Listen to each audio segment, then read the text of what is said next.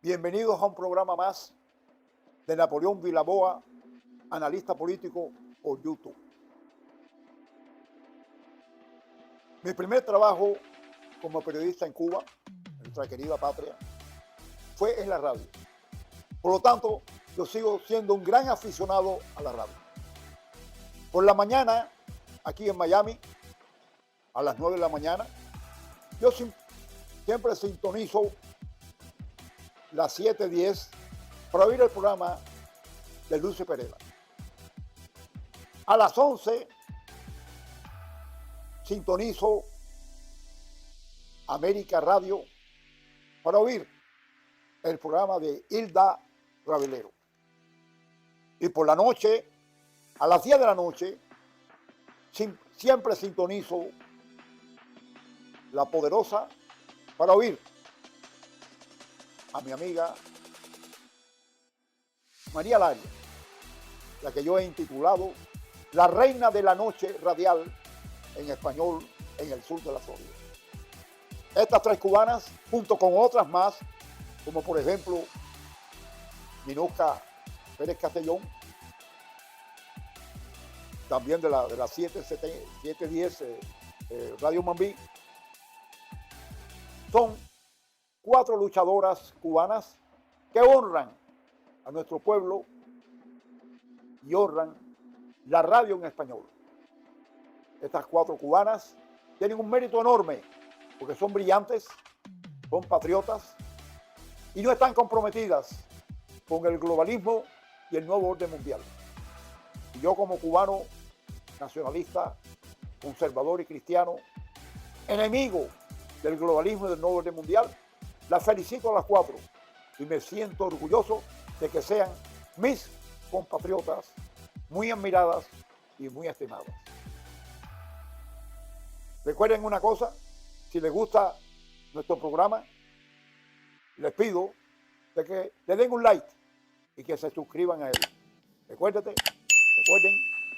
que nuestro programa, Napoleón Vilaboa, analista político por YouTube, no es un programa, es una causa, es una trinchera de combate contra el globalismo y contra el nuevo orden mundial.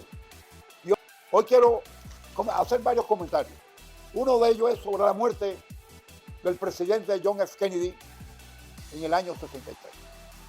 A Kennedy no lo mató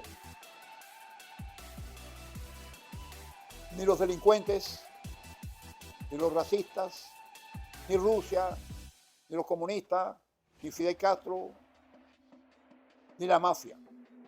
A Kennedy lo mató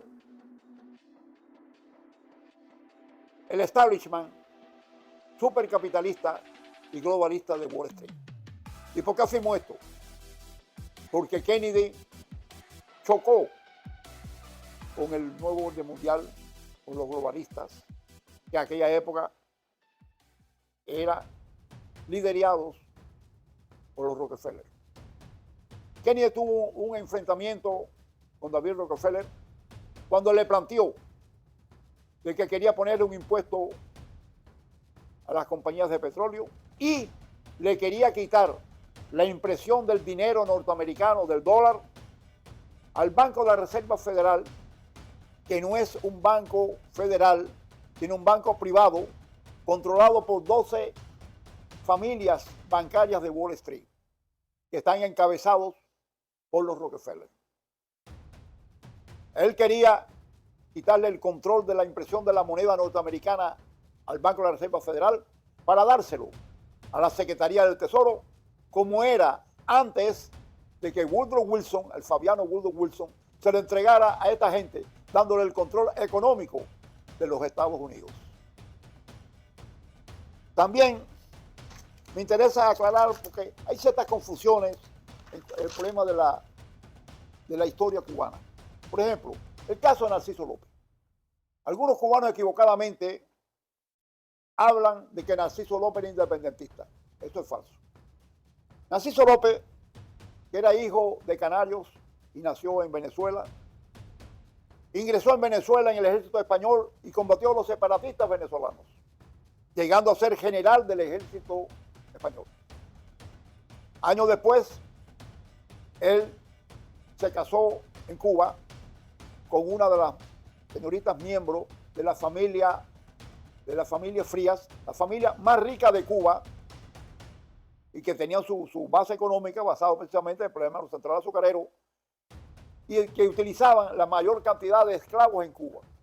Se calcula que la familia de los Frías, que tenían tantos centrales azucareros en Cuba, tenían más de 2.000 esclavos negros. Pues bien, este señor Narciso López se casó con la señorita Frías. Después de eso, lo nombraron gobernador de Trinidad.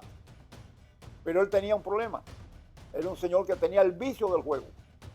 Él se jugó fondos de Trinidad simplemente en su vicio. Su cuñado, el conde de Pozos Dulces, era el líder principal en Cuba de los anexionistas.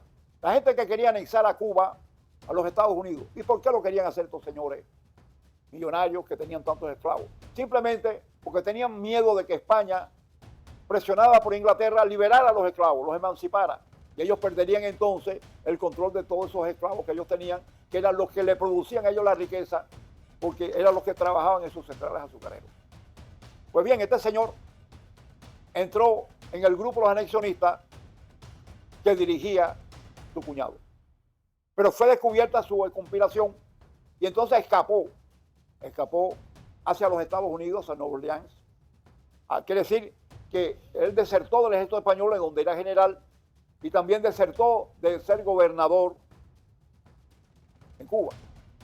Allí, en Nueva Orleans, se puso a las órdenes de un grupo de esclavistas norteamericanos sureños que querían anexarse a Cuba, a la Unión Norteamericana, para tener un estado esclavista más, en la pelea que ya se veía que ellos iban a tener al fin y al cabo para separarse de Estados Unidos contra los estados norteamericanos del norte que no tenían esclavos. Este señor desembarcó en Cuba, en Cárdenas, con una expedición pagada por estos señores esclavistas norteamericanos sureños, de 500 y pico de hombres, aventureros americanos todos ellos y aventureros europeos, y solamente 5 cubanos anexionistas. Este señor tomó la ciudad de Cárdenas por breves horas, pero al cabo de 16 horas tuvo que abandonar la ciudad y escapar. ¿Por qué? Porque la población de Cárdenas, simplemente no iba a apoyar a unos señores que no hablaban ni siquiera español. Este señor, bueno, pues de todas maneras fue muy bien recibido por los esclavistas sureños que le pagaban. Y un año después hizo otro intento de desembarco en Cuba con otro grupo de esclavistas norteamericanos que querían anexarse a Cuba. Y entonces este viaje sí iban un poco más de cubanos, iban 40 y pico de cubanos.